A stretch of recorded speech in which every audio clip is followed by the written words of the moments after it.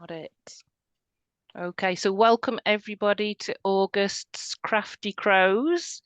By the twitching of my nose, something magical grows with Robert and Richard at this month's Crafty Crows. Both bewitching and beguiling, their magical storytelling leaves me laughing and smiling, so hopefully do the same for you. But I'm going to watch and listen as the open mic flows and our excitement for each headliner grows, because there's no other place to be tonight than behind the mic at Crafty Crows. I'm not going to do a lot of poetry for you. I'm just going to be rhyming in between, I think. But let me do a little bit of housekeeping. That's what I'm here for. I'm your host for the night. Please mute for each poet, but you can unmute and clap and go crazy for their words after they've read. This event is being recorded, as you know, so please only share poems that you are happy to class as being published, because if you're not, they're going to get published tonight. Open mic poets, please keep your poetry to 3 minutes. That means you could do 1 minute, you could do 2 minutes, you could do up to 3.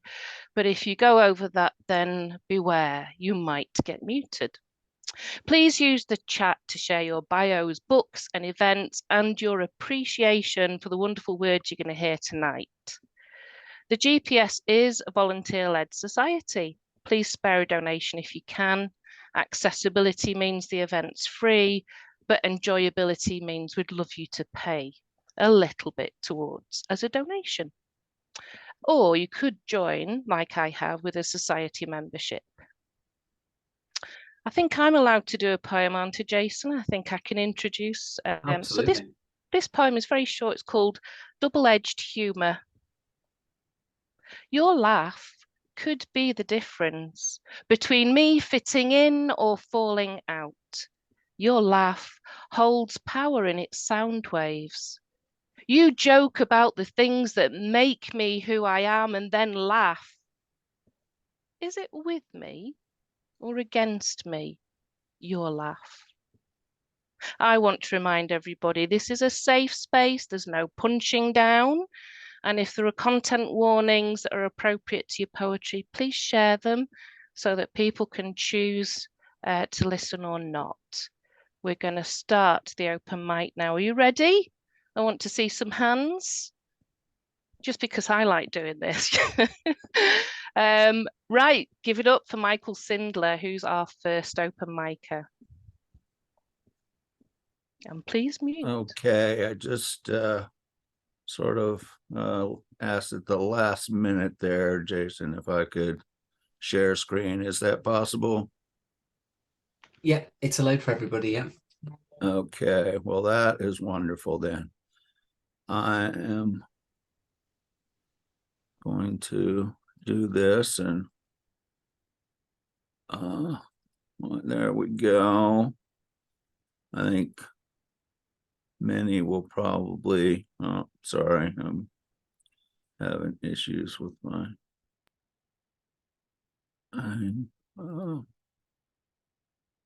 okay, there we go. Sure some of y'all will be familiar with this artist, and the piece is Boy and Dog in a Johnny Pump, 1982, for Jean-Michel Basquiat. You having fun? Your color getting washed off. I can see your bones.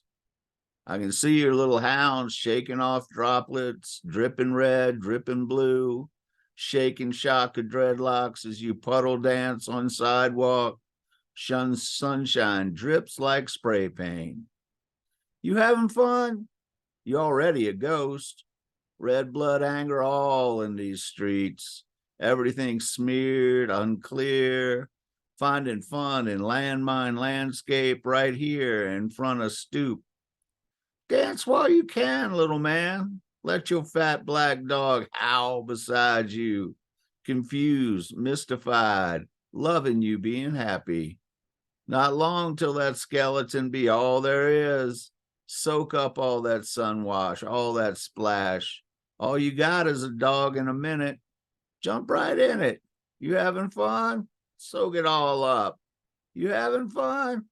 Shake it off. You having fun? You having fun? And if I can, I just want to do one more fairly short little piece here. It's called To Carry Me to Here. I could count my life by loss, make long lists of left behinds and torn aways, etching marks down a scroll of every unkind word, every splinter of spite reflectively scratched and scrawled. I could set ablaze bonfire of collected heartbreaks stacked over dry kindling of held onto insinuations, insults, and hurts. I could edit indelible images onto a circular roll, run film of failure over and over, the only light a flashing figure of someone I used to be. I could rub my finger over every scar, cursing the fight or fall or fault or foolish faith that led to inevitable injury and uncertain lesson learned or unlearned, healed incompletely, but complete enough to carry me to here.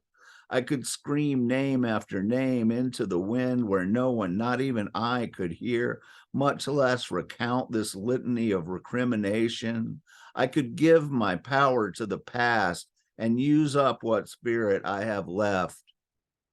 But I choose to let what is gone be, and be today's, not yesterday's me. Okay, thank you very much. Great to be here. Oh, we love those, Michael. Brilliant. Unmute and show your appreciation for Michael Sindler. Woo, Michael. Woohoo! Yay, Woo. Michael. Woo. Woo. Thank you. And next up on the open mic, we have Sfongo. Thank you very much. That was a beautiful reading, Michael. So tomorrow I'll be featuring on Lime Square Poets. This could be some of the stuff that I'm gonna share. I'm still like trying to test it out. So yeah, this goes something like this. Gratitude. Gratitude, my brother Mick Potter, led me to transurfing principles. Opened my mind to possibilities that come with a balanced root chakra. Now I attempt everything knowing that my world is taking care of me, knowing that a thirsty man cannot fetch water for the village because we live in a world where everything is a Ponzi scheme, from the live news on the TV screen, white girls tan, black girls bleach skins. We sit back and watch colleges diminish dreams. Controlling perceptions, applying the law with exceptions, genetic engineering and loaded injections, missing links and misdirections. See, everything seems like a scam, even the hacks from your farm, even the DJs on the radio want you to pay so they can play your jam. She thinks love can be shared on the gram, so she will strip and twerk on the cam. He's into sniffing a kilogram and pow, pow, pow. For $1, he will kill your grand. Everything is a Ponzi scheme, from the live news on the TV screen. White girls tan, black girls bleach skins. We sit back and watch colleges diminish dreams. Until the day we awaken to reclaim what was taken, stabilize all that is shaken, rediscover the forsaken. And though our hearts have been aching in the midst of the smiles that we've been faking, I can feel those cases are breaking like they just went through a coup in heaven. Thank you. So my last poem, a really short one, is this. Learning is a good thing, but if someone tries to teach you who you are, run very fast. Thank you very much. Peace. Absolutely. Love it. Everybody unmute, and that's thanks, Fongo. That was superb. Yes, perfect. Absolutely brilliant. And I'm sure you'll have a great night tomorrow, Sfongo. So good luck with that. Our next open micer is Ron Bremner.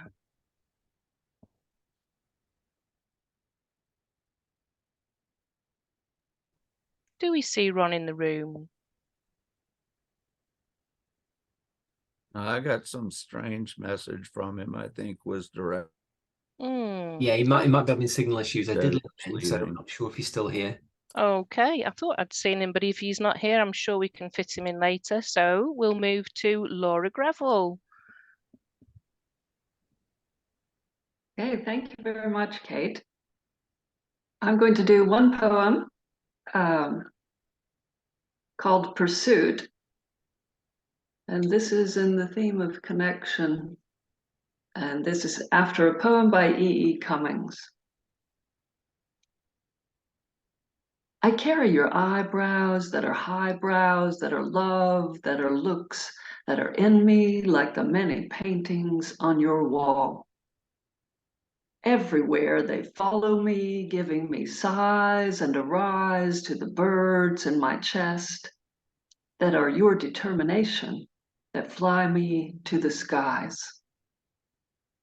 I carry your eyebrows as my armor on my back, thick and bushy, up that canyon, riding horse track across the prairie. Mile-high blue skies and panhandle grasses brush my thighs, for grandmothers grow in strange places. Bareback whinnies are my pride. I carry your allows and holy cows that are soft, that are sewn in my pockets, in the sockets of blood and flesh and trumpet, that spit and souse your meaning and your gleaning, climbing cliffs and gambling ships and running from the law, running to the word, dropping finery and flaw. I carry your eyebrows in deepest crevices. No one knows I've got these ties, deep in heart and veins and ganglia, in the city of New Orleans, in the ladies' book club, in your burnt orange car. Southern belles are not all Southern. The Western Star leads me afar to your perch upon the moon jar. I carry you in my heart as you ride tides across the prairie, and I come galloping in hot pursuit. Thank you. Oh, just the one tonight from Laura. That was amazing, Laura. Loved that. Thank you. And next up on the open mic, we have my increasingly favourite person to surprise us with different poetry, Charlotte Falconbridge. Charlotte. Thank you, Kate. This won't be a surprise for some of you because you've already heard it. But I wrote this one after I was on an open mic and someone made some quite uncomfortable assumptions about me just because of my age. So this is about the importance of sort of getting to know someone before you cast judgment, as not everything is what it seems. And this is called Shadow Light, for when life isn't black or white. To cast a shadow in the dark, to dance in the embers of a dying star, to tear at my outworn mask, even the darkness has a heart.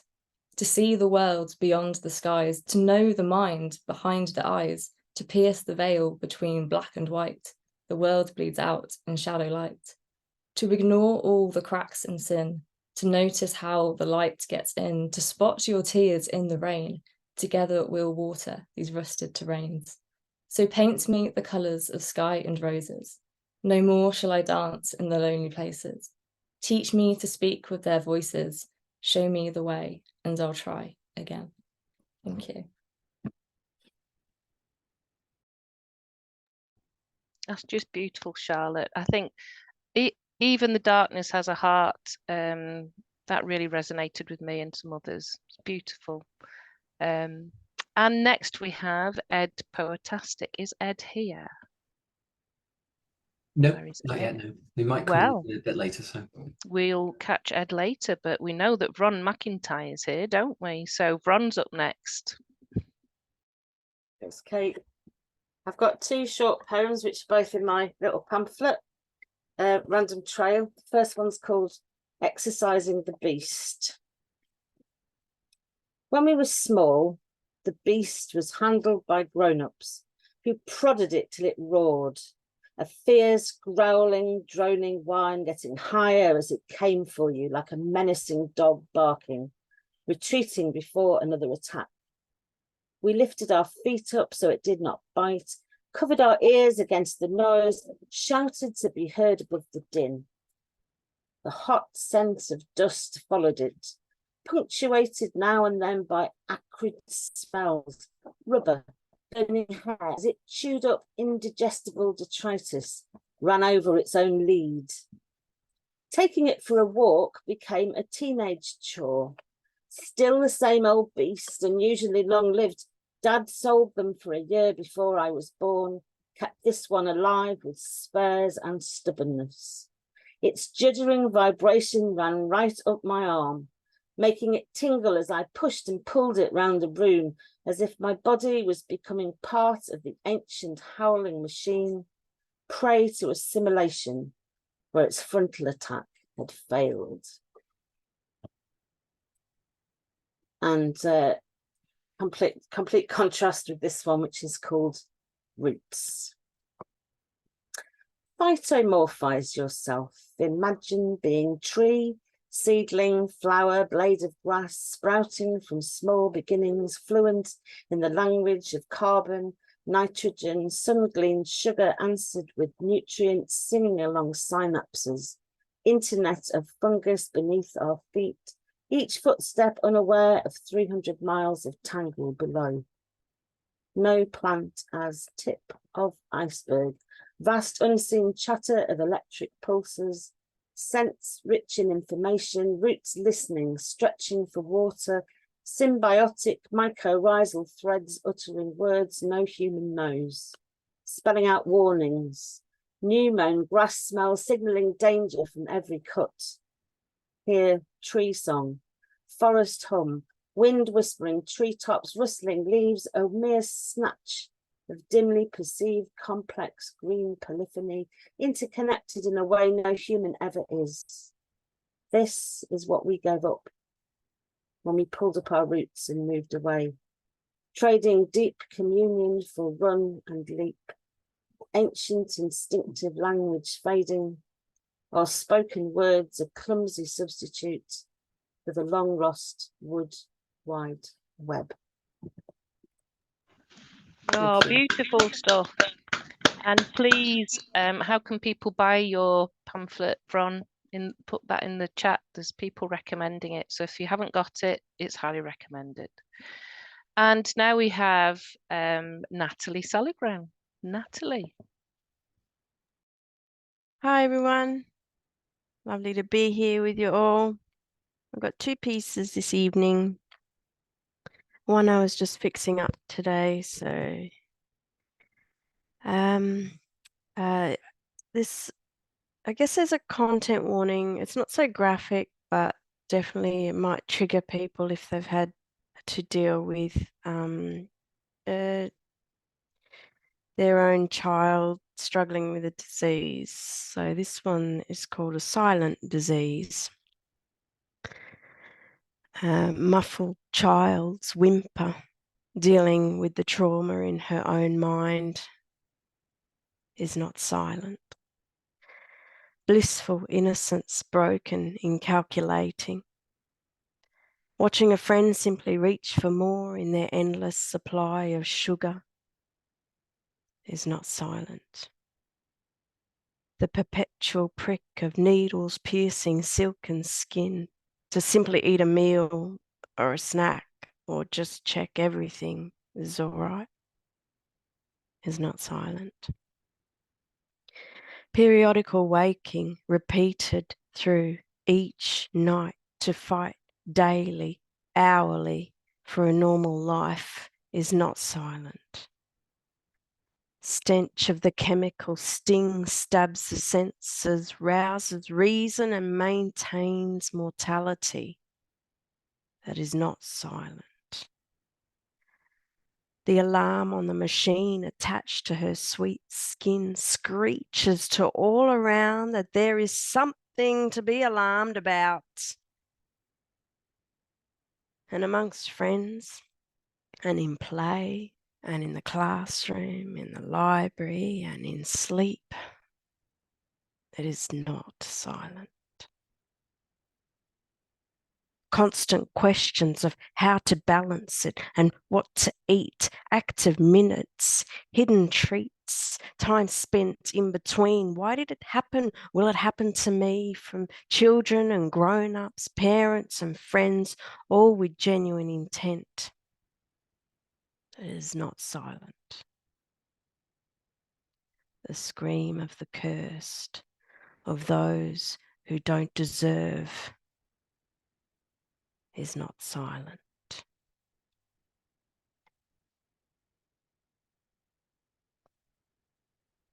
Thanks. That was that piece. This one's a really short one. It has to do with, just quickly, when I was about 12, I had to move from Papua New Guinea to the outback of Western Australia. So this piece is just a really short clip of that moment of change. It's called My Taste for Rain Has Changed. Since I stepped away from the warm jungle floor, sweet sapling dew dripping from the canopy, shaken from my past reality into the industrial age, I can feel the metallic tang hanging in the air downwind from the nickel smelters up the road from my new school. And I'll leave it there this evening. Thank you. Thank you, Natalie. You always deliver your poetry so beautifully. Had me on the edge of my seat. Thank you. I'm not sure that Margaret is here. I'm having a look. Margaret Royal. Oh, you are. It says Zoom user Margaret Royal. That's why I didn't notice you. Don't worry. Yes, I need to move that. Apologies. I don't know how that. You're up next. Okay.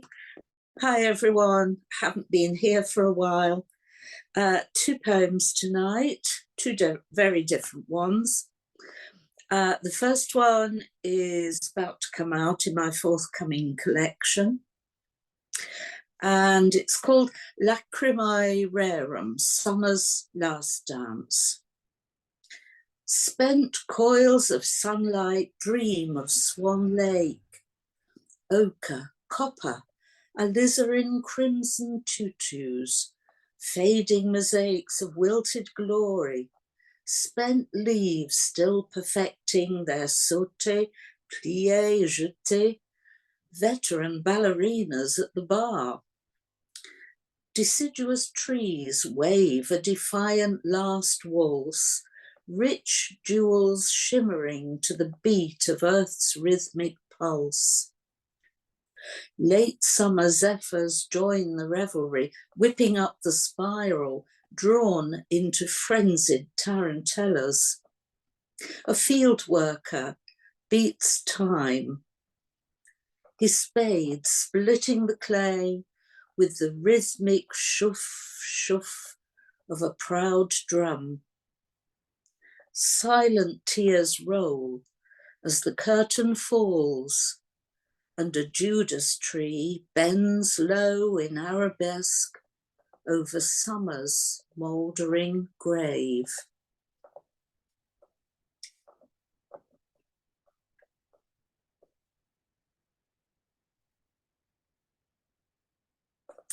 And the second one is, my new collection is focused quite a lot on post-war childhood and some of the things that my parents said, expressions that I picked up and say, and my kids used to think, what on earth are you talking about? And this is one of them. My mother's sayings were pure gold. The day's not got up yet, my mother would say. And I pictured clouds in a dormitory, lingering in bed, mouths turned down at the corners, reluctant to head downstairs in their mottled grey pyjamas. The girl clouds were the worst, with their bed-head hair, aghast at the very idea of rising and shining. I wondered why they were not up on some days, but early risers in canary yellow suits on others. I pictured a comely matron, black frock, hugging ample bosoms, stiff starched white apron straining across her stomach, chiding her brood as they rushed downstairs to breakfast. Were they punished for sleeping too long? Did she whip them into shape? No doubt those were the days that brought a jungle roar of thunder, lightning strikes on church steeples, stair-rod rain pounding the earth like a toddler mid-tantrum. Rain before 7, fine by 11, Mum would say. And I saw the rain cloud headmaster with stopwatch, timing his pupils as they streamed from class to class. She was usually right, though she never explained how she knew. I guessed it was country superstition, passed down from mother to daughter. Thank you very much. Oh, it was gorgeous, Margaret. And you said it's from your collection. If you've got any links to that, you put them in the chat. That would be amazing. Yes, I'll put a general link. This is forthcoming in a few weeks. Oh, even more exciting. Wonderful. And to round off the first half of the open micers, we have Annie Ellis. Over to you. Hello. Annie. I'm going to read at my nature at a cost. This is the leading poem. Jason actually did the cover for this book.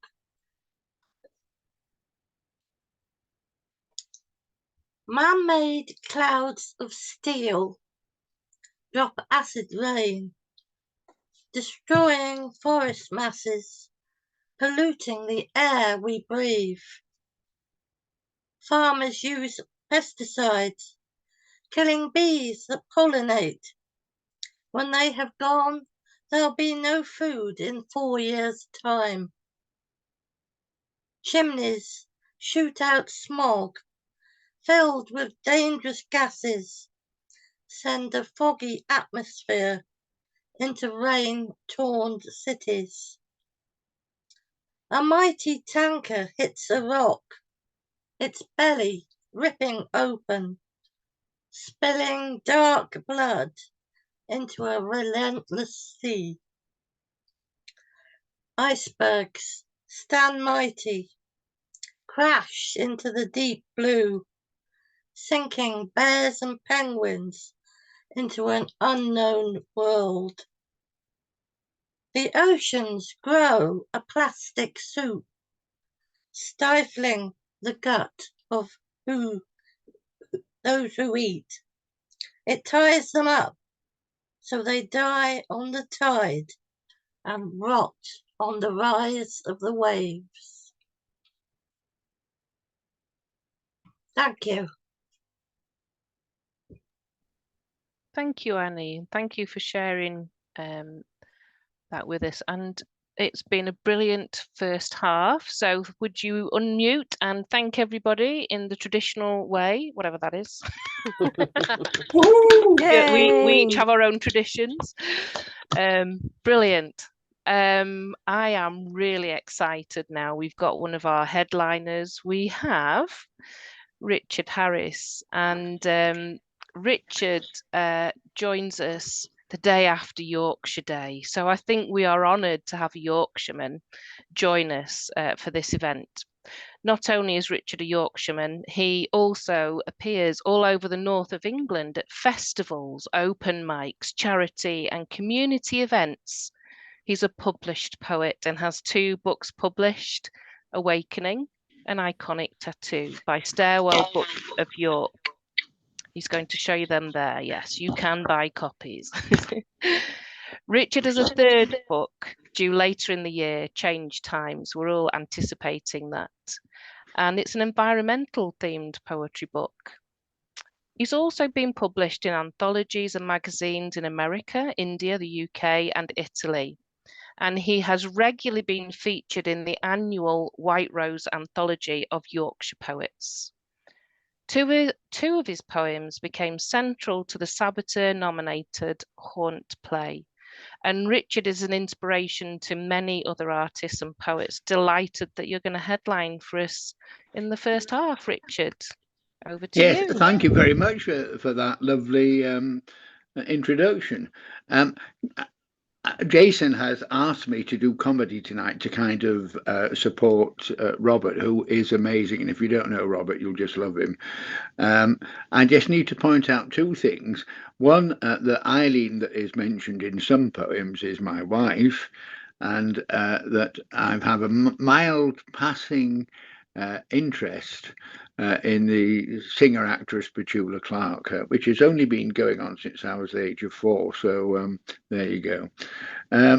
So the first one is, well, I like sarcasm, dear Kate. Oh, the other thing I want to say is I haven't put any comments in because I've had an eyeball injection today, and if I tried to type on this little thing, I couldn't do it. So I've loved all your work, but I haven't commented.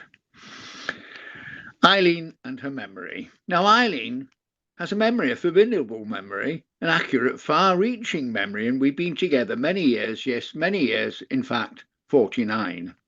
The other day, I finished a jar of pickled onions. Yes, I did. I like pickled onions. Petula likes pickled onions. Yes, she said so in 1961, and still to this day, fans bring jars to concerts for her. She probably regrets making that comment, like I regret things I said so long ago. Now, remember, Eileen has that accurate memory. I emptied the vinegar from the pickled onions into the vinegar bottle. Eileen stood still in shock. Yes, she did shock. She looked at me. Oh, my God, it's happened. What has? It's happened, she said again, stunned. What has? I demanded. You've turned into my mother. Turned into your mother, me? Oh, no, that can't be. It's meant to be you that looks in the mirror and sees her, not me. In 1976, you said to her, I said in 1976, I can't remember 1976, never mind what I said. You said to her she was a mean old bugger, reusing old onion vinegar. You called her tight and disgusting, complained it tasted of old onions, said you could never eat that, and now you've done it.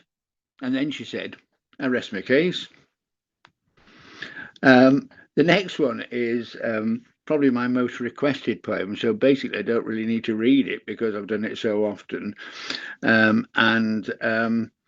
It's called Good Intentions. Now I know my woman well. I'm able to buy for her just swell. I know what jewellery she likes. That's courage, you say, yikes. So yesterday I went into town and I did not buy a gown. No, I saw a blouse and a stole that matched, and it is my goal to try and please my beloved wife and be thoughtful throughout life. So I did what many men have not got the courage to do, but I looked at the sizes and I knew that they'd fit my beloved one. And I did what I knew I should have done. I went inside that charity shop and did buy both of these great tops. Now, this was at great inconvenience to me, as I could not now buy fresh food intended for tea. In fact, I would have to make a second trip to the shop to get enough vegetables for me to shop so that we could have a lovely tea so good. But this I was quite prepared to do, looking forward to the praise and appreciation that I was due. I got home and showed them off proudly. She to me did exclaim loudly, oh my, just why did you buy these tops? They are complete flops. You should not have paid cash. That was rather daft and rash. Go on. Tell me why, said I with a sigh. Well, last Friday I donated them, not wanting to wear them again. You were with me that day when I gave them away, and last but not least of all, you have the gall to not have noticed I. And again she did sigh. I've been wearing them for the past 4 years. Honestly, you could drive me to tears. All I could say was, oops, and wow, I kind of remember them now. And that is sadly 100% true. It's quite accurate, really. Now, some of my poems can be funny and also have a meaning, you know. And in fact, this one is in the forthcoming book, Change Times, and it's called Jim's Rage. And Jim is a close friend of mine. In fact, he painted both of the covers for the previous books and is doing the new one.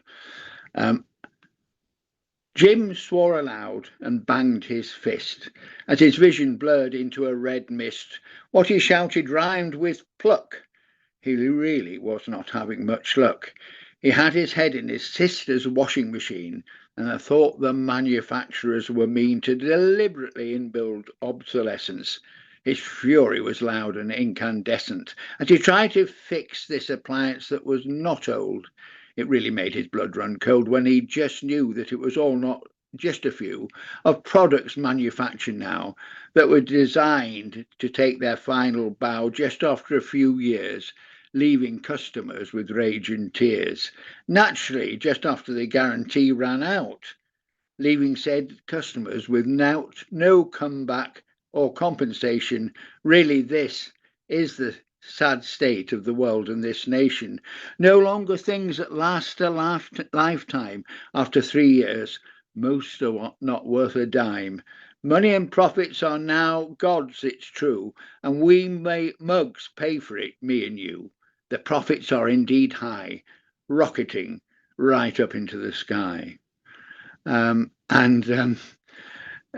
Jim told me the story, and I put that poem on Facebook, and his daughter Lucy, who I know very well, came on and said, I was there that day. And her dad came on and said, no, you weren't. There were 2 washing machines, but obviously his reaction had been completely the same to both. And while we're talking about washing machines, I thought I'd do another one, because recently I was at an event and I was requested this one, and I haven't done it for years, so hopefully none of you will know it. And it's called The Man and His Washing Machine. So in my 40s, I left my job and went kind of accidentally to university, called into an open day to get advice about gaining computer skills. And to my surprise, found myself signed up, committed to a course, and I even ended up with a degree. I digress. I became a house husband, and Eileen stayed on at work. I was allowed to do everything: wash floors, vacuum, dig the garden, wash the windows and the car, dust, polish, except I was not allowed to touch her washing machine on pain of death, or indeed her iron. One day, in a fit of manly rebellion, I sorted the washing. Yes, I did. I was that brave and defiant. Sorted it. Colours, whites, woolens, delicates. I knew what I was doing. Then I approached the machine. I stopped and stared. It at me glared. I had to check. What the heck? The last time I had looked, there were 3 settings: hot, warm, and cold.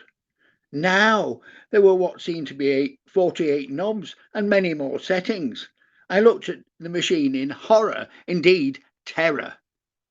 And then, in a very manly way, I mixed the clothes up fast, put them back in the basket, and pretended that I had never looked at all. And that again is true. Eileen was away on a weekend course, and I thought, I can do this. Oh, wow. Last time I'd seen something was in about 1968, you know. From the new book, because whenever I managed, and so lucky at 71 to get any books published, I can't believe it. And I never expected it. And I normally try and slot a couple in that are my recent ones. And Genevieve, who just recorded one of my poems, she's beautiful the way she's done it, likes the George Stinney one, which I did, which is obviously not a comedy. It's a Black Lives Matters one, so I'm not doing that tonight. But this is the other one that I slipped into the book because it is a comedy. And it's beautiful me. I am so lucky me. I am so attractive, sexy. And now, 71, I still have that great appeal. I know this must be so because on Facebook, so often I have young, beautiful, and often bare-breasted women asking to be my friend. And it's all because of my great looks and sex appeal. They tell me so. They say they want to have sex with me. Yes, sex.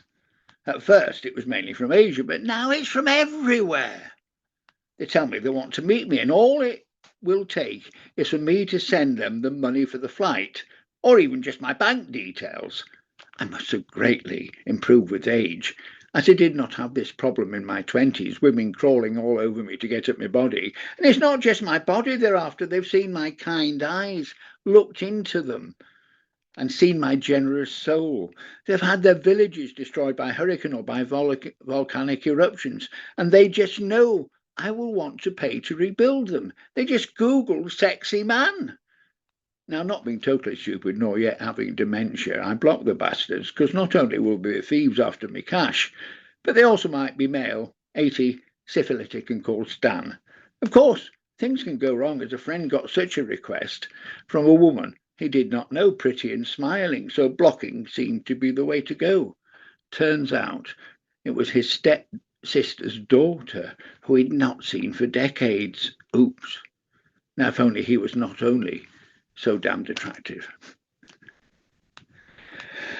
And then finally is one that's just been published in the Jack and Ori book.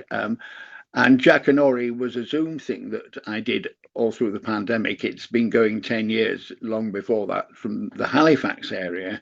And it's a misleading title, Jack and Ori, because it's really very adult. It's not for children. And so this is after lockdown, and it's the one I'll finish with.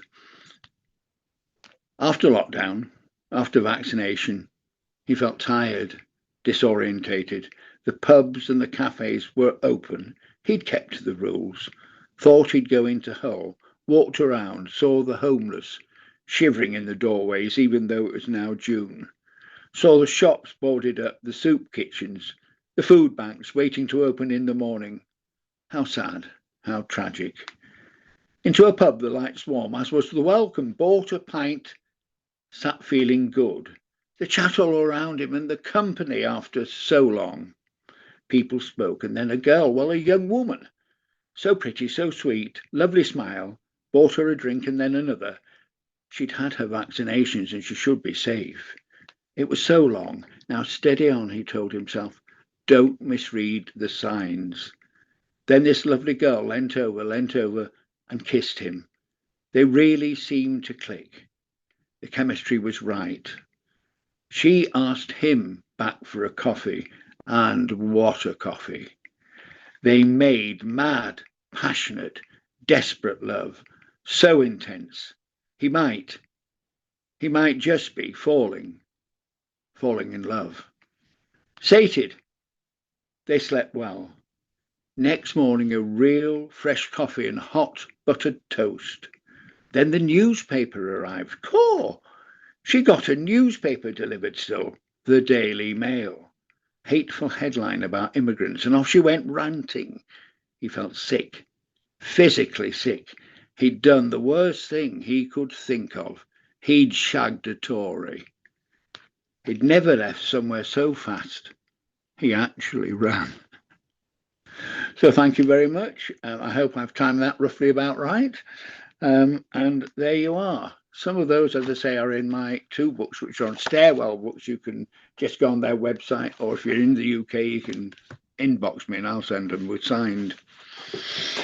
Brilliant stuff, Richard. Please unmute and give your appreciation for Richard Harries. That was excellent. Brilliant. Excellent set, Richard.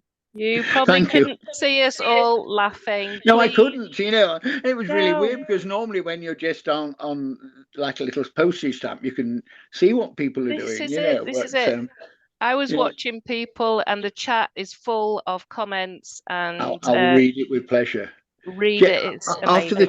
After the charity shop one, I was at an event in a really posh village called Swanland. It's the really Tory enclave, and they'd come in the Porsches and Daimlers and Jags. And at the charity shop line, I had so much laughter and applause that nearly fell off the chairs because I don't think they knew anyone who'd been to a charity shop.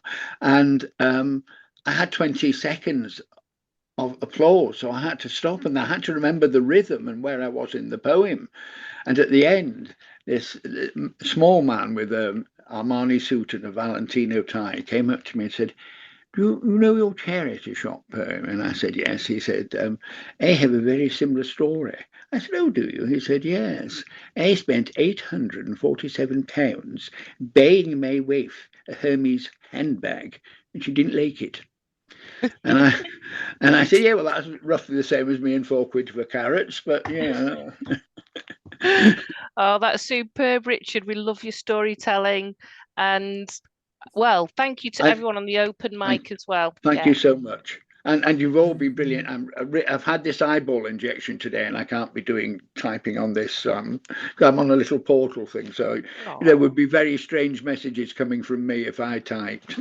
Well, we hope you feel better. I'm feeling fine. It's lovely. Good. I've had 6 of these now, and it gets better each time. And today, I'm absolutely fine. Yes. Brilliant. But still don't want to type on this. Well, I want to thank everyone who's been in the first half today. I want you to have a chance for a break. So you've got about 10 minutes. We're going to start again at 8:05 because that's what I've been told to say. I'm not very good with time. Let's hope we get back then. By all means, turn off your cameras and go and get refreshments. I'm going to do the same. See you back here.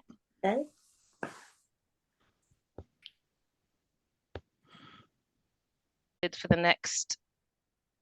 I'm excited for the next headliner, but before we get there, you just have to wait a little bit longer because I've got some announcements to make. Crafty Crows September edition is on Wednesday the 6th, when the featuring headliners will be Anthony Anaxagoru and Naima Chamchun, who's here tonight. So looking forward to that one. The 4th of October, Crafty Crows is a Black History Month special with headline poet Red Medusa and guest Adrian Mackenzie. You've still got time, poets, if you want to enter a poem into the open poetry competition. The submissions are open till midnight, 31st of August. So fully expect you all to get your submissions in by 11:55 if you're anything like me on the 31st of August. If you're interested in that, visit the GPS website for more information. Okay. I know I can do another little poem, and I promise you it's only a little one. It's called Melancholy.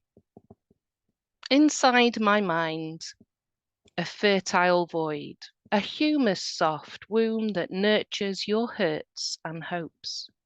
A blackboard yearning for an artist with coloured chalks and the gift for writing their thoughts out loud and drawing out my inspiration. Seeing with the vulnerability of the blind, all the possibilities your imagery constrains you from. Black, where anything can germinate.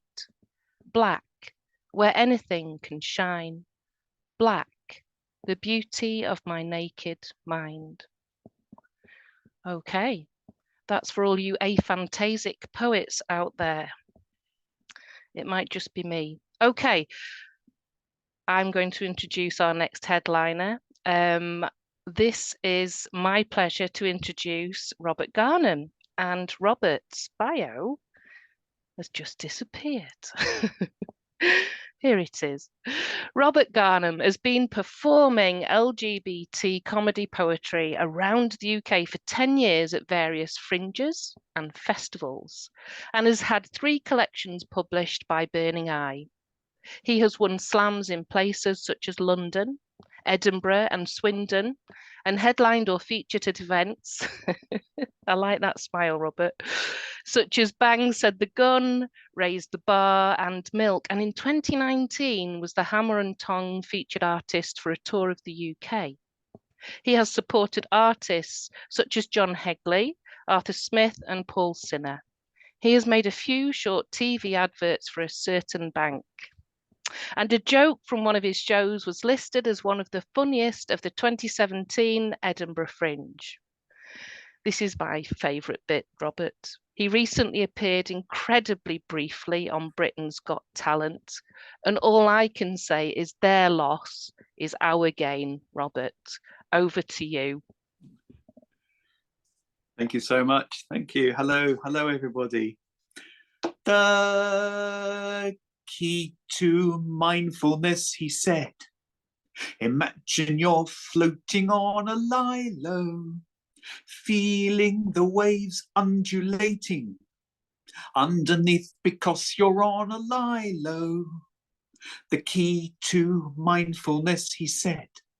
Floating on the sea on a lilo.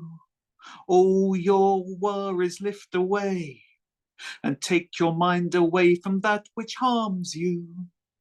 The key to mindfulness, he said, floating so free upon a lilo. But it made me so very, very scared, imagining that I was on a lilo. What if I float out to sea? What if I don't come back? What if I end up in the international shipping lanes? What if they have to call the lifeboat? What if I'm never seen again? It makes me so very, very sad. I've never met a girl like you before. Well, hello there. Yes, my name is Robert Garnham, Professor of Whimsy, and I tell you, I almost wasn't going to come along tonight. I've been watching this documentary on TV about behind the scenes at the Cocoa Pops factory, but it's on again next week. Though it's a serial. So, a friend of mine works in the factory where they make the high-vis jackets. And even though he works in the factory where they make the high-vis jackets, he's still got to wear a high-vis jacket.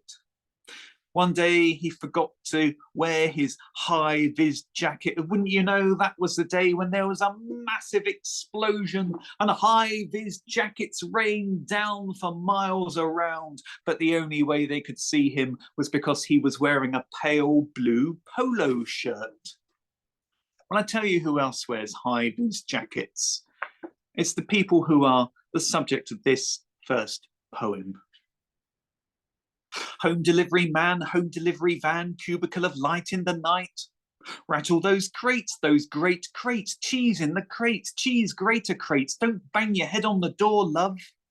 You're a high-vis whiz and you mean biz. You know what's what and you know what is. With that giant face of a man painted on the side of your van. The man on your van grinning at some broccoli on a fork.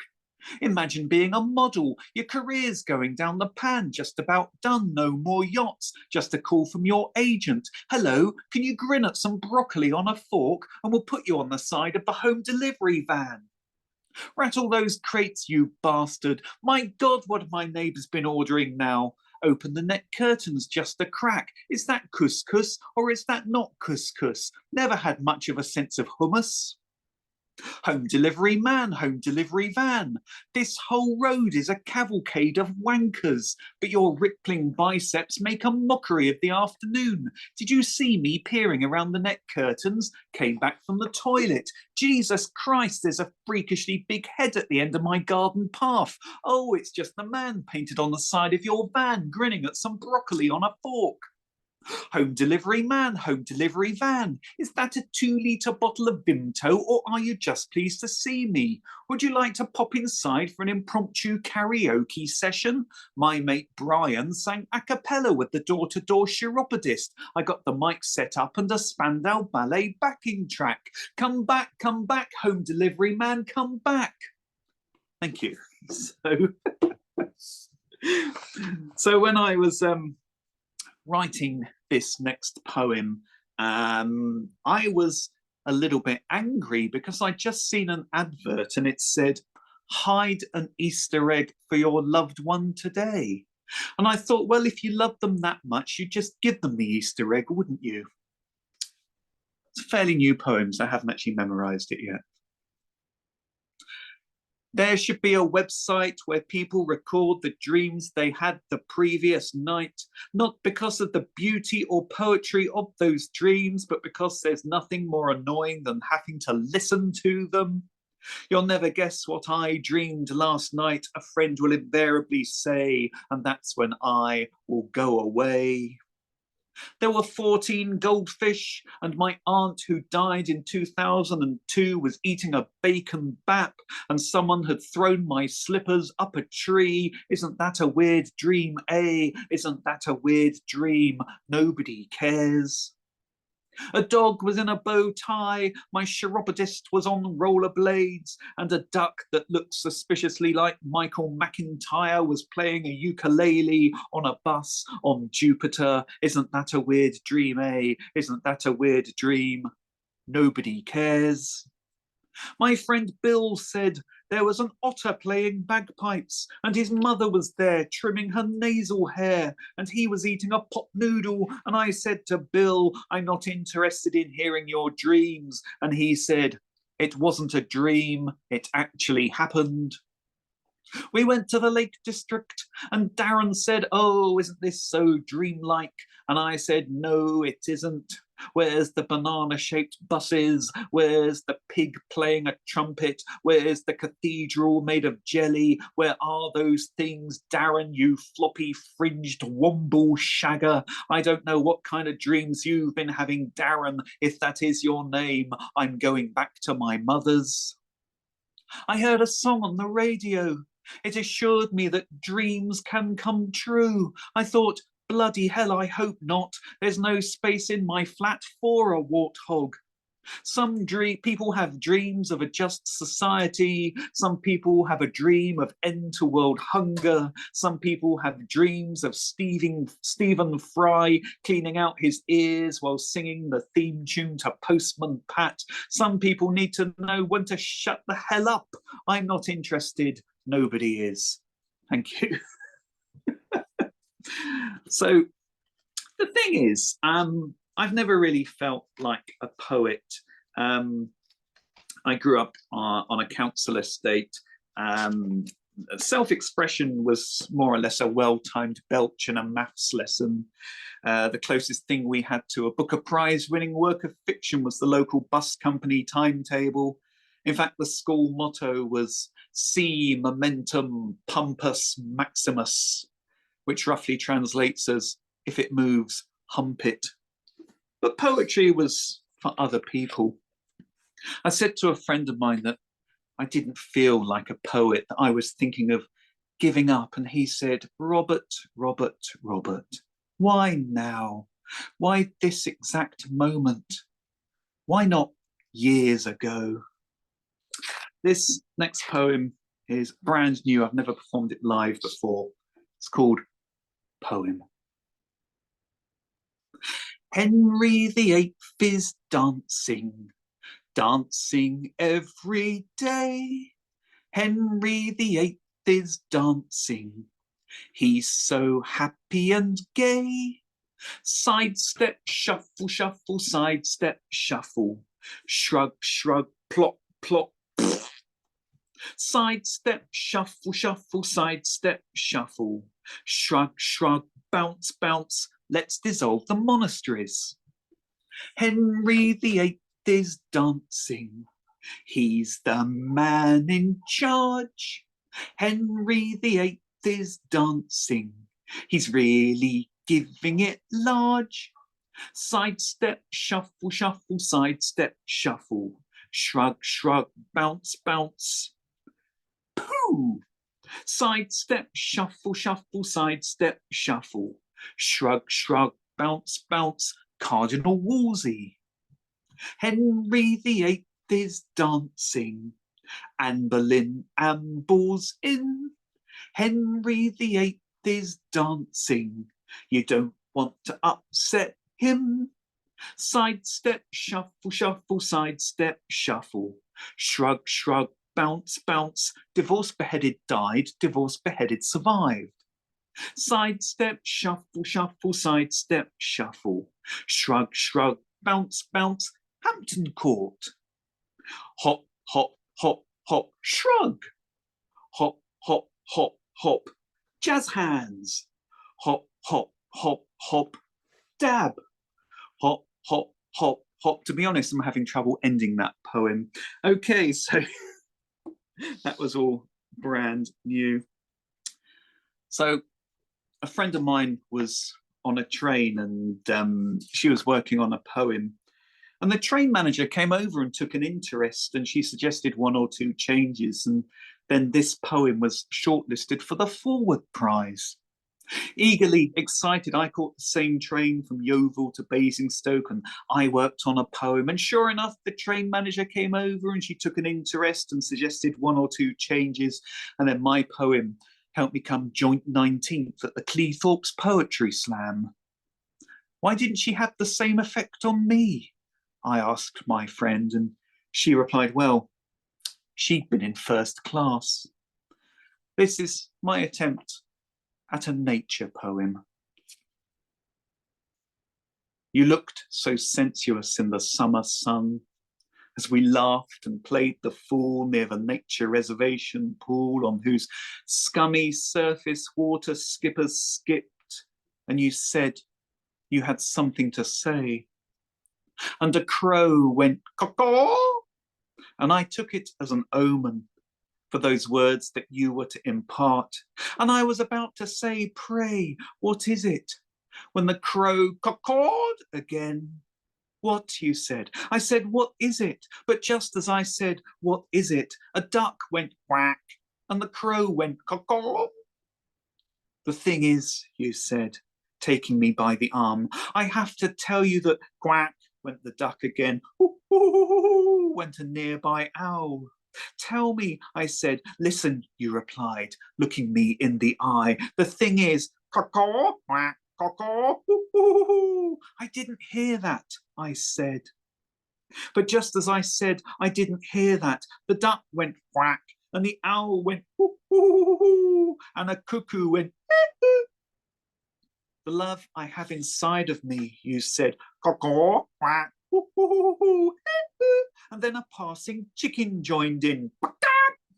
The thing is, caw-caw, quack, ooh, ooh, ooh, ooh. The thing is, oh, went a donkey. Who the hell let a donkey in? Me. Oh, for heaven's sake, here comes a bird of paradise. Will you lot just shut up for 1 minute? Let's just go home. So I have an admission to make. It's a little bit embarrassing. I have a phobia of sofas. So I've written this poem about it to shed light on this hideous affliction. I have a phobia of sofas. It's a cruel quirk that I've had all my life. Just the sight of one makes me want to heave. If you've got one in your house, then I'll just have to leave. I watched the Amityville Horror and enjoyed it as a delightful romp, but ran from the room screaming when the DFS advert came on. I have a sofa phobia. It's a strange compulsion and a little bit silly. If it's got arms and you can sit on it, then it gives me the willies. Give me a bench, give me a futon, give me a chaise lounge, give me a poufet, but a sofa, no sir, handicap I ain't. I went to a friend's Snarf from Thundercats appreciation party, and at the end of the night I posted on Facebook, marked as safe from Jason's sofa. The next day he said, "You're weird." And I replied, "Well, you're the one that had the Snarf from Thundercats appreciation party." Touché. I had a date with a dental hygienist called Steve. We went back to his flat. "Let's make out on the sofa," he said. "Let's not," I said. "Let's make out on the sofa," he said. "Let's not," I said. "Why don't you want to make out on the sofa?" he asked. "Is it me?" I didn't want to appear weird, so I said, "Yes, it is you." He said, "Let's just sit down and talk about this." "Let's not," I said. And then we had a row. "Swim with the dolphins, tell them your problems. Swim with the dolphins, tell them your problems." I plunged right in and I told them all about my sofa phobia, and they gave me the following advice. Click, click, whistle, click, click. Whistle, click, whistle, click, click. Whistle, click, whistle, click. Click, click, click, whistle, click. 300 quid I paid for that. I went to the psychoanalyst. "Take a seat," he said. "I'd rather stand," I said. "Oh," he said, and that was another 85 quid. I think it all started with my childhood, when a random man tried to give me 2 armchairs and a sofa. My parents reminded me that I shouldn't take sweets from strangers. People come to my flat and they just kind of linger. "I have no sofa," I say to them. "Feel free to loiter. No sitting pretty on a settee for me. It's why I could never marry Sophie." Well, that and other problems, for I have a sofa phobia. A friend said to me, "I've known you for years, but I just don't know what you stand for." And I said, "It's because I have a sofa phobia." Thank you. So most families have these little legends, little mini legends of things that happen to family members, like that time my aunt came out of work in a thick London pea soup fog and saw the distinctive shape of my uncle's motorbike emerge from the mist, and as a joke she showed a bit of leg, and he kept up the pretense by stopping and asking, "Where to, love?" And she replied, "7 Pevensey Crescent, and don't spare the horses." So she hopped on and they rode back through the streets of West London and dropped her outside their house, and then he rode off, which she thought was kind of weird. And then she opened the front door and there he was, sitting in the living room. "You're home early from work," he said. Now she's dead. So this next poem is another one of those little mini legends that happens in our family. It's called Poem. "My dad drove 220 miles, but," he said, "I stopped halfway for buttercake. From Devon to Woking, the winding lanes of the A303, hours of driving, and perhaps, thought he, let's stop halfway for a cup of tea and buttercake. Sounds nice," my sister said. "A welcome break in a lay-by, or a cafe, or maybe an impromptu picnic in a field by a hedge, and in a big box a cheeky wedge of buttercake. Buttercake, buttercake, baker's man, bake me some buttercake, cosh peckish I am." Was it Dorset? Was it Wiltshire? Did you see it on the menu in a flower-flung cafe in a rural village? A waitress in a flowery pinny, dainty china. "Hello, me handsome. Can I tempt you with some butter cake?" Well, why not? Whack some on my plate. I don't want to be late, but I can make time for some butter cake. Where, oh where did you have the butter cake? To which my dad replied, No. I had buttock ache. Thank you very much. So I've only got time, I think, just for that one last poem. And it goes exactly like this. Shaka-lacka boom, boom, shaka-lacka boom. Shaka-lacka boom, boom, shaka-lacka boom. I tell you what, it's got a really catchy chorus. I'm going to try and put myself on the gallery view. You are very welcome to join in if you want to with the hand movements. Don't worry, you don't have to. You'll see how it goes. A shaka-lacka boom, boom, shaka-lacka boom. Shaka-lacka boom, boom, shaka-lacka boom. Gotta get through the day, gotta do your thing. Gotta get through the day, feel it deep within. Gotta get through the day, people make some room. Can't do a thing without shaka-lacka boom. Shaka-lacka boom, boom, shaka-lacka boom. Shaka-lacka boom, boom, shaka-lacka boom. Go to bake a cake one day, go to bake a cake. Go to bake a cake one day, hope I don't make a mistake. Add all the ingredients, stir it with a spoon. Add some salt and a pinch of shaka-lacka boom. Shaka-lacka boom, boom, shaka-lacka boom. Shaka-lacka boom, boom, shaka-lacka boom. Made my Broadway debut in a big Shakespeare play.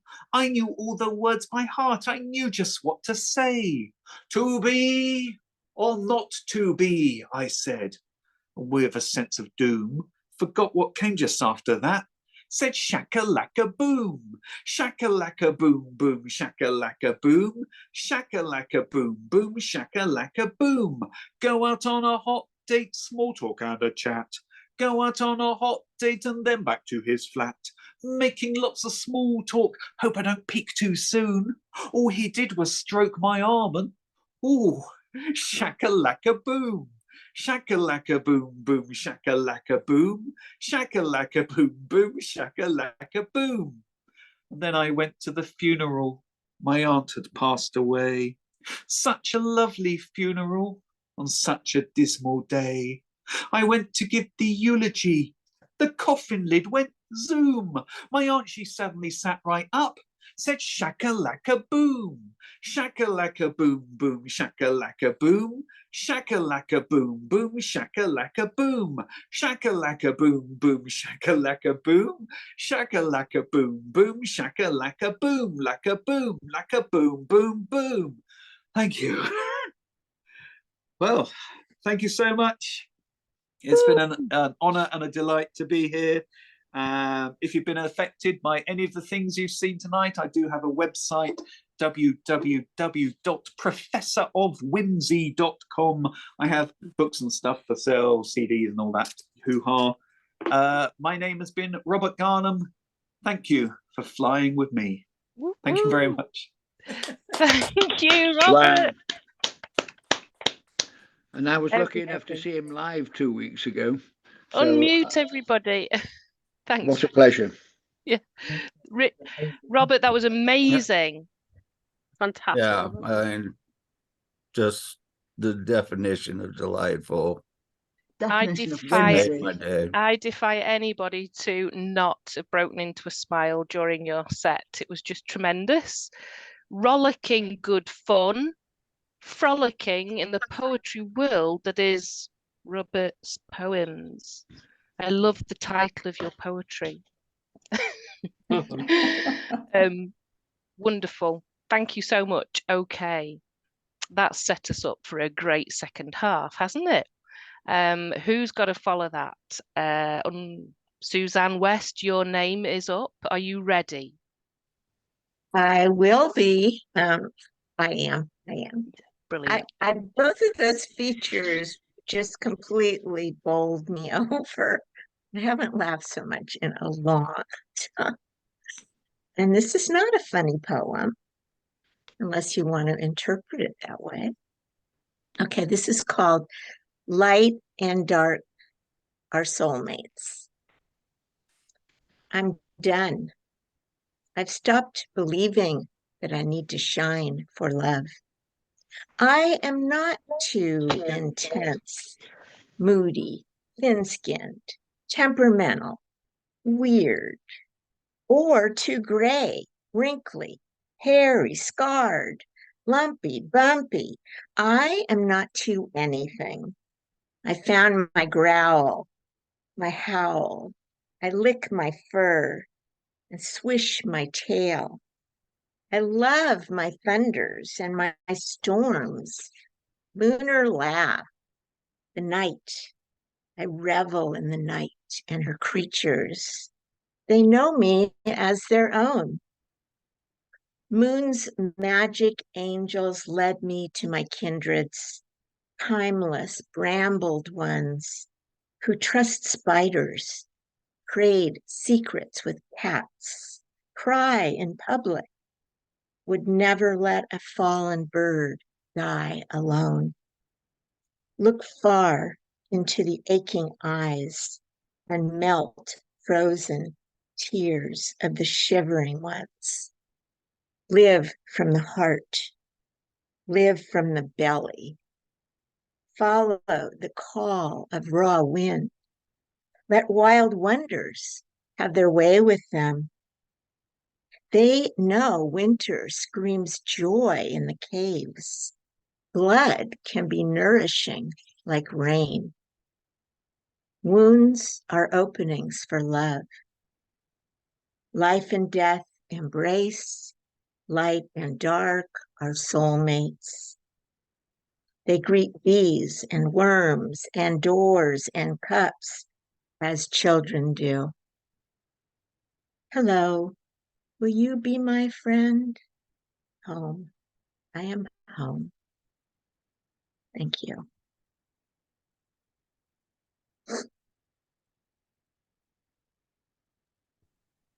Lovely, Suzanne. Do you have any more, or I piece have for a the night? couple, I have one or two like little shorties. Got I'll time for a read. little short one, I think. Okay, I'll read a short one. May we remember, if only we would grieve, let ourselves be humbled, torn, if need be, to feel the depth of the world pain. May we remember what we have taken and not returned. May we remember our place. Thank you. Beautiful. We definitely had room for that one. Thank you so much. Please unmute and appreciate Suzanne's poetry. Woo! Always love you, Suzanne. And next up on the open mic, we have Carol Shepherd. Are you ready? I am. Superb. First, I've just got two short poems for you. The first one's called The Only Star in the Sky. Not a cloud could be seen, nor the glint of the moon, but you stood out, a lone figure in the night sky, strong, stable, radiating light and strength, piercing the dark, a glowing beacon above the silhouetted pine trees, perfect triangles on the horizon. You were there when I needed you that night. But I should have heeded friends' advice, and now I'm here in the dark, the evening creeping round my shoulders. I wondered if you were a sign, my destiny, my road forward.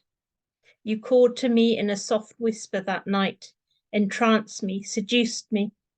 I didn't even notice if there were any other stars. Your light shone so bright, illuminating me where I stood. I had eyes for no other, drawn to your gleam. My mother would have warned me about you, but I was lost too soon in a dream. I felt your strength that night. You gave me power, purpose, a path to follow, nurtured in your radiating beam. I couldn't reach you, of course, your distance too great, your fire too hot. You were already dying, burning out like a meteorite before your time and mine.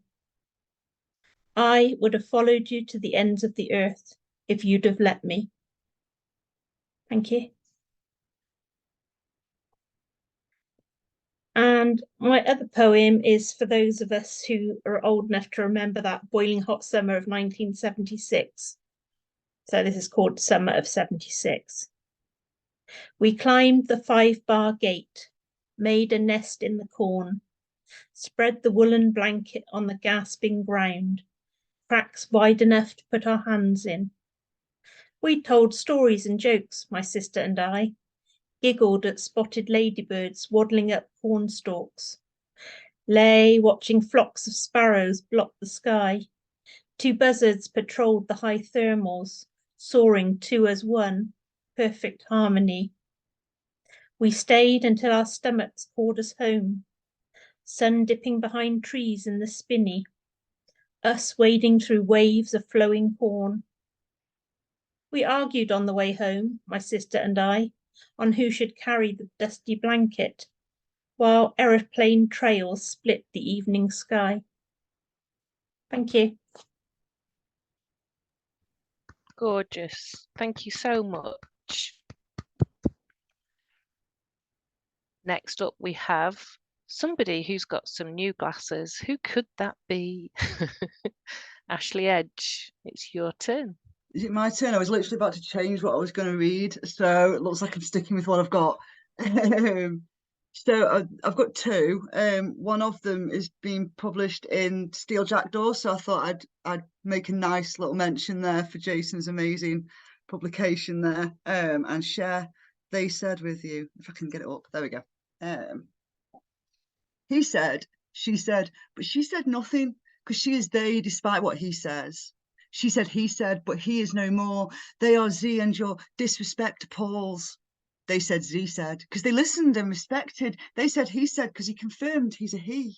They said, we said, to listen and learn, to evolve those words that tumble from your tongue. They said, we said, pronouns make a difference. It stings and burns when you dare to call me she. See, when I say I'm neither, that's entirely my choice, my prerogative, my life, my sense, myself. When I say I'm Z, it hurts my heart to be rejected. When I say I'm they, it boils my piss to be dismissed. So if he said, she said, when she is they, the ignorance needs shaking from the turf with the mouth. If she said, he said, when he is no more, we will respond as a pack and fight louder for our rights. So there you go. That's my pronoun one. And then sticking with the theme, sort of, but also shoehorning some football into the evening's proceedings. I have a new one, so it may go under the knife again, but this is what we've got so far. I see a light at the end of the tunnel. I see a day when misogyny is muted. I see in the here and the now in our time that the gender of the player doesn't matter. The gender of the player doesn't matter. The gender of the player makes no difference. The skill with their feet, the tackles and the tactics, the badge on their chest are all I see. The gender of the player doesn't matter. The disparity is shriveling into nothing.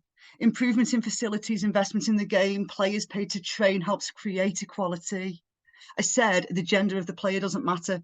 Mainstream media is finally sitting up. Ian Wright knows his stuff just as much as Alex Scott has. I analyse the game and dissect with respect. The gender of the player doesn't matter. Packed out stadiums are proving that we care.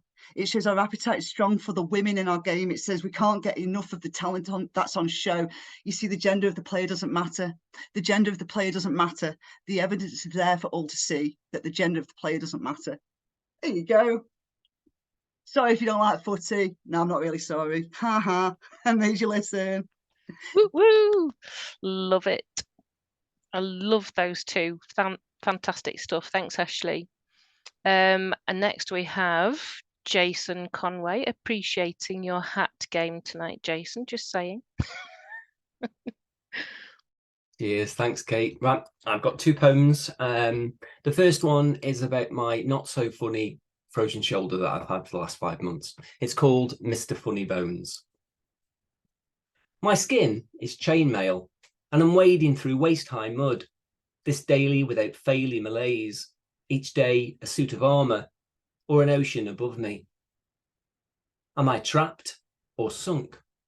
A clownfish in a net, rusted bellows for gills, feeling a mix of drunk and all-nighter without the revelry. I roll, use gravity to rise. My bed is punch and I'm bruised Judy. On a stage of downs and ups, clam eyes, sun sliced open. Lucid applause past undrawn curtains. What do you say to a bunny vampire? What's up, sucker? You look drained. I'm veins of pure iron, but at least I don't disintegrate in daylight's harsh review. Give me back the days before this sore back and stiff neck routine, and me cracked up for 6 months. Sofa slumped and I'm all deadpan. Gave myself a cold shoulder. Don't hug me, darlings. After all, this show is harmless. I'm hunched and no cathedral, quasi-dodo stuffed. I gather dust as history passes with a slow clap. I'm a chrysalis captive, squirming till emergence day of no more sludge and dunce. For this bag of boulders with panda eyes, wishing for a punchline. And I thought, to honour the comedy evening and the great headliners, I've written something a bit silly. And what silliness but a great tonic. And this was a poetry prompt on the GPS website by Ziggy, and it was to write a poem about alien life. And this has been written in kind of a mock northern dialect, and it's phonetic as well. So it's called Ali N.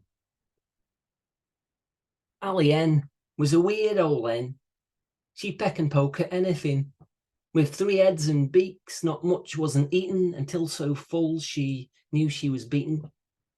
Ali N lives on a planet without gravity.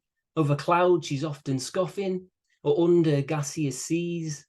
One time she floated off to space, looking for bigger stuff to taste. Ali N grew so big she laid a moon, and caught a spacecraft to chew. She were infamous in Delta 2 and round the old Federation, so they had to hatch out a plan. Ali N was too busy eating to notice the approaching Starfleet, who knew she'd be constipated, so they fed her popping candy treats and off she sped, leaving meteor streaks. Ali N left a trail of debris till fortune stopped her trajectory. She landed on a planet of beans. Now she's popular as can be, awarded the loudest N in the galaxy.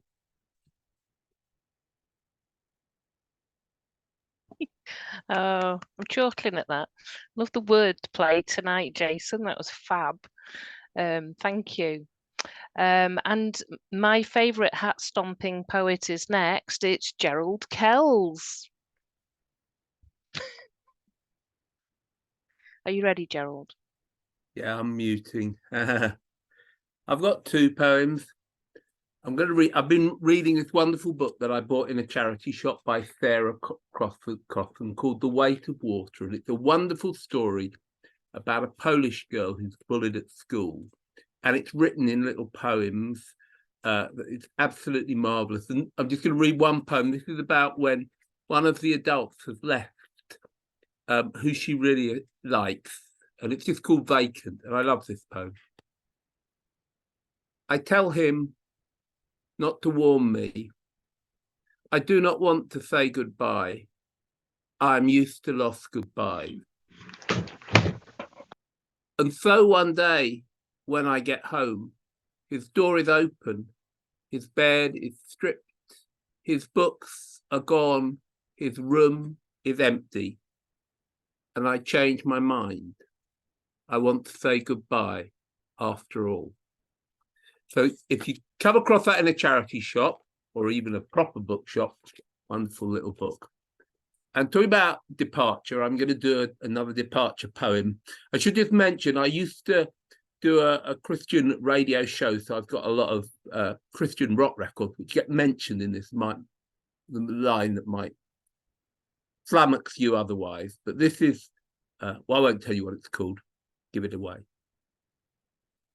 I've been digging out your vinyl. It isn't hard, they're alphabetical. I did not place you among the Bible blashers or classical music, but in the rock section, somewhere between Oasis and Hazel O'Connor. I have been digging out your vinyl. The first 3 albums, listening to your scream being turned down track by track until you sang beautiful covers, Bewitched, Bothered and Bewildered, and Don't Cry for Me, Argentina.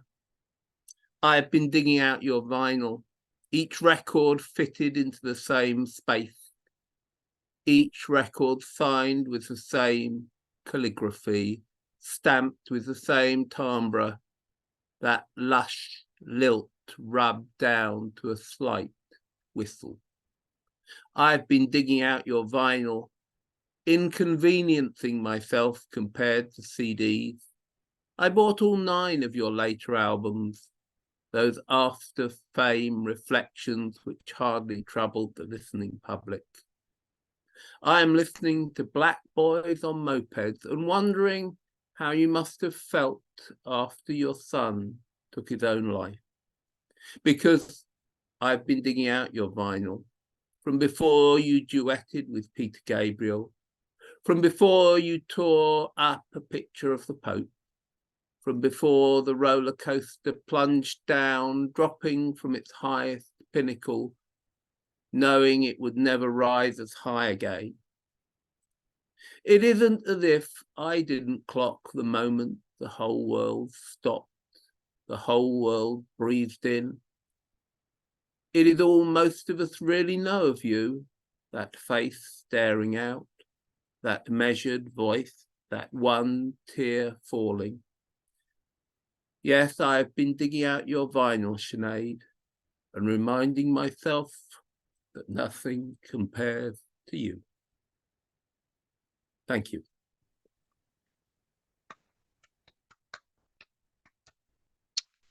So, yeah, I don't think I've got words to follow Thank that, you Gerald. for that one. You said it all. Thank you. Yeah. Beautiful, beautiful Yeah. tribute. Oh, okay. So next up on the open mic, we have Brian Morris. Is that Brian Sharman? Yeah, it's a long story. It is. My name's Brian Morris Sharman, and I had a Facebook account and it got hacked. So it got reported by my friends, and so Facebook closed my account. I tried to open another one up in the same name, and my friends again thought that was a copy, so they reported it. So I opened one up in with Brian Morris, and it seems to be my stage name now. Yeah, so anyway, that's my poem. I met a woman in a bar. She loved cocaine. She said spiced rum didn't cut the mustard. It was mundane. So I said, you're not the one for me, baby. Change your ways, just maybe we could be something great. Here's a spiced rum. She took the glass from my hand, dipped 2 fingers that took out the ice, palmed them into her molars, crunched, and sneered at me through dripping teeth. Go stuff yourself. I love coke, no ice. You and me, no dice. She flounced from the bar, the girl who loved coke, leaving me just a bloke alone.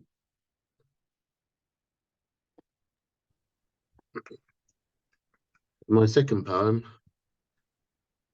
It's getting hotter, so they say. Global warming's here to stay. The sun is shining every day, but not in my backyard. Some say the proof is flimsy, a product of scientist whimsy. What say you, O England's NIMBYs? Not in my backyard. But we're all in this together. Sorry. But we're all in this together, this attempt to change the weather, and so the wind will tether. But not in my backyard. The politicians know what's best. Carbon emissions must be less. The building wind farms, you must jest. Not in my backyard. Now cutting cows out, there's a start. By eating veg, we can do our part. A human emits a less lethal fart. Well, not in my backyard. On nuclear power, some are keen as a source of energy. It's quite clean. But nuclear waste, that's not green, just like my own backyard. Now, these alternatives we love to hate, but let's get something completely straight. If for Armageddon you must wait, then not in my backyard. So when the earth's burnt to a crisp and on its axis starts to list, where will I find a place to sit? Not in my backyard. Thank you. Thank you. Thank you, Brian. Really meaningful. Thank you. Julian, you've been ever so patient, and you're next up. I can see you're ready to go. So over to you. Hi. Oh, this is called Explaining Poetry to a 9-year-old. Poems are boring, you say. It puts me to sleep. Each of us is a poet, I say, even if you don't know it. Look at the moon. You could say the moon is a bright yellow balloon. But, you say, it only reflects light, makes none of its own. The moon is not a balloon because it's airless and has no strings attached. Maybe that is why I say it is so consistent and why it will outlast humanity. It influences, but not in the way influencers do. It knows when to shine and when to disappear, and it's just near enough to affect us, but not too close to spin us out of our orbit. So too poetry. But the moon has a dark side, you say, which it never shows us. Yeah, I say, we all have a dark side, and most people don't care to see it. It's only when it's on full display that we lose it. Some of us may empathize when you show it. Most of us, we turn away. Dark sides matter, but it's your own private business, like the moon. Keep it to yourself. I get you, you say, but you write a lot of sad stuff. I do, I say. The sad stuff may come from my dark side, but it's art. And all art is poetry, and all poetry is a means to connect to our humanity, to life, to reflect the light in all of us. So the moon, you say, is a lot like us? Yes, I say. I love the moon, you say. I love the moon too, I say. There, did you see what we just did, we, you and me? We just wrote a poem, and it didn't put us to sleep, and it wasn't boring. Now go write another. Can it be about the sun, you ask? Yes, I be. That's a good place to start. Another short one.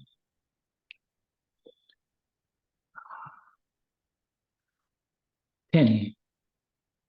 People sometimes say I'm one of a kind. They are too kind. I'm actually three, the 3-in-1 kind. Easy mix. But sometimes I'm moody, can't get along. You've been forewarned. Sometimes I'm a 5-fingered fist in your face. Sometimes I'm at 6s and 7. Such a disgrace. If I'm cranky, it's because I haven't ate breakfast. And what comes out of my mouth might be asinine. But you're a 10. You'll always be a 10. You'll always be my 10. And I wish I could be a little more than a 0 to you. Thank you. Oh, sublime, it said in the chat. And yes, absolutely sublime. Thank you, Julian. We are going to squeeze in another couple of poets because we don't want it to end, do we? Even though it's getting close to 9. So I'd like to ask Agatha, if you are here, would you love to read for us? Oh, what a lovely surprise. Ta-da! Thank you so much. Thank you for everyone's work. I'm still slightly speechless. It's such an inventive way.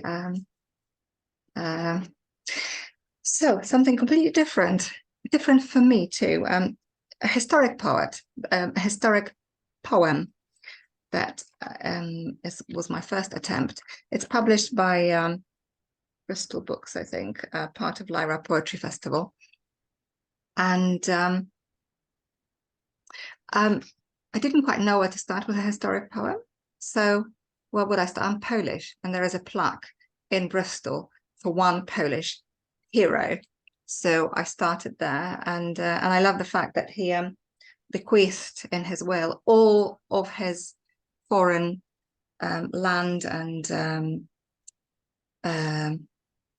sorry, I've just burnt something so badly. My house is filled with smoke. I'm very distracted by that, but there's no fire brigade necessity. Yeah, he bequeathed everything he owned to buying people out of slavery in the US. But Jefferson actually failed to execute his will, sadly. Nonetheless, so sorry, very long introduction, because this poem also was on an app. You can walk through parts of the city of Bristol, through Victoria, through Queen Square, to then get to Cabot statue by the Arnolfini. Hence, it's if you don't know Bristol, you might be disadvantaged, but I hope you won't be. So the American consulate in Queen Square to Arnolfini, that's the path it covers. The wall plaque will not tell you much. You will struggle to pronounce his name. It sounds like stepping on dry kindling. In the War of Independence, he was used to dozens of misspellings of his name. When his Polish uprising fell, he cracked his whip overseas. Colonel turned a hero. There is a Kościuszko city in Mississippi, a district at St. Louis, an island in Alaska, and a whole county in Indiana. Yet all he wanted was the winning formula for Poland. After 2 years in a Russian prison, he arrived in Bristol. Hosted in Queen's Square by the first American consul in Britain, injured and depressed, Kościuszko turned reclusive. His life inspired Keats and Byron's verses. Coleridge wrote 3 sonnets about his courage. One artist managed to paint a portrait of him through a keyhole. In June 1797, warm sunsets in the square were filled with birdsong and orchestral notes to soothe his melancholy. Many queued to see him like a celebrity. He was wounded deeper than flesh. Poland, devoured off the map of Europe by 3 neighbors. It sounds familiar when you hear news from Kiev. Out of 20 million Poles in exile, some go back to those days when to emigrate meant to preserve Polishness abroad until it was safe to transplant, home grow the nation again. His sadness was hungry for fresh horizons. He'd left by August, heading across the ocean, like John Cabot, centuries before him. Cabot's statue is poised in bronze, staring out towards the sea in the narrow quay by the Bush House Tea Warehouse, now the Arnolfini. Had Kościuszko been here in June 2020, he would have definitely helped to topple the other infamous statue. The first school for Black people in US was funded from his leftovers of bequeathed assets. Jefferson failed to execute his will correctly. This opportunity to buy people out of slavery was lost. But that is the story of the will and its wolves. Thank you. Thank you so much. We took you by surprise and you did the same to us. Wonderful. Thank you. Oh, we've got our final poet coming up next, and you are going to get a taster for the headline next, Crafty Crows. So Naima Chanchun, show us what we can look forward to in September.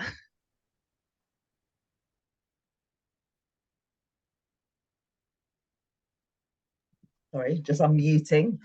Thank you. And I'm going to share just one poem from my published collection, COVID, The Wordy Wiles of a Mind Under Lockdown. I'll share the link in the chat. Limbo. Africa calling, a convoy in the shadows.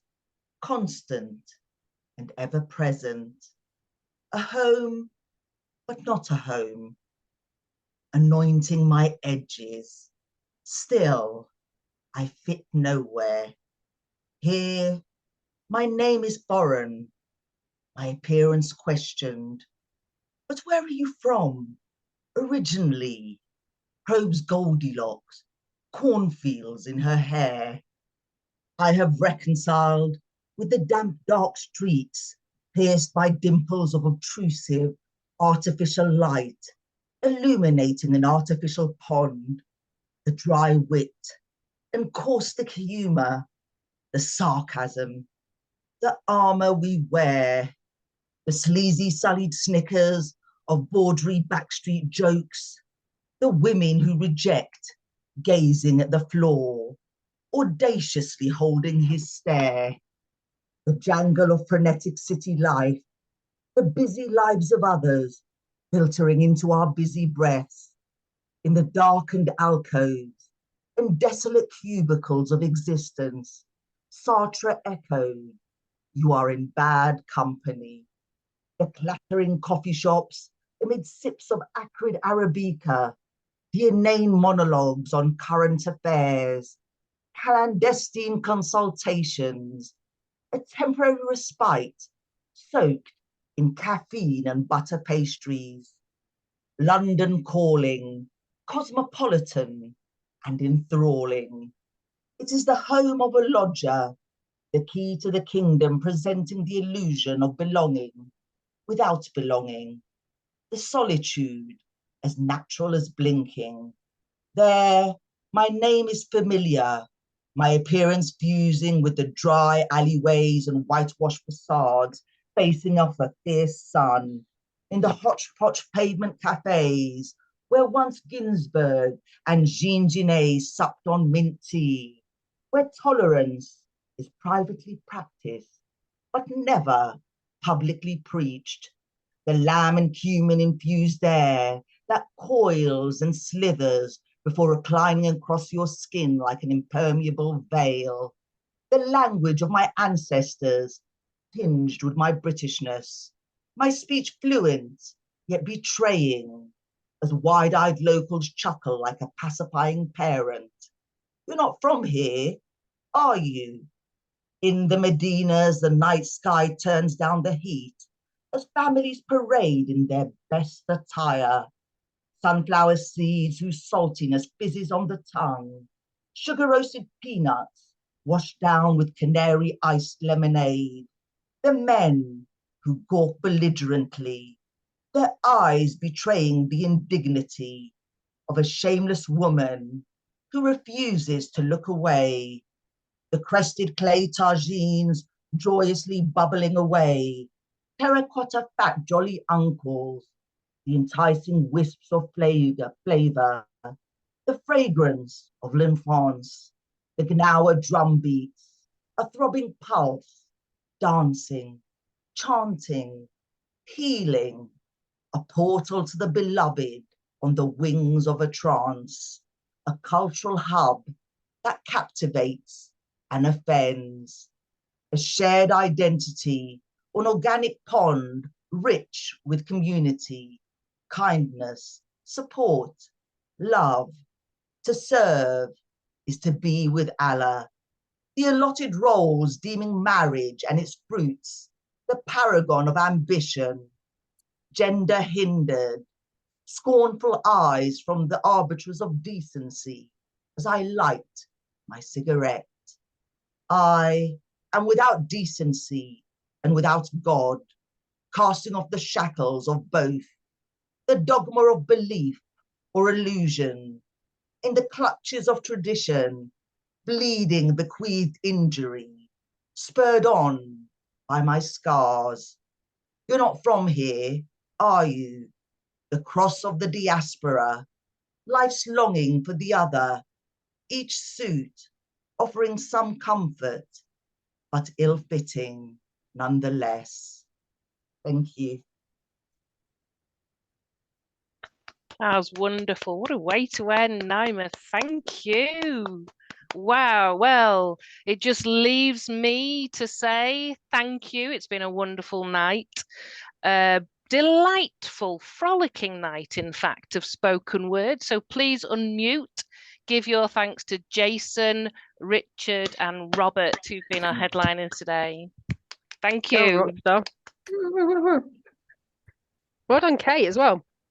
Well done, Well you, done, mate. Kate. Brilliant Yes, hosting. well done. It's lovely. Thank you for inviting me. It's been an amazing night. Yes, I've been Kate Jenkinson, your neurodivergent host, always got a bee in my bonnet for poetry, and I'm buzzing. Give yourselves a final round of applause. You've all been amazing.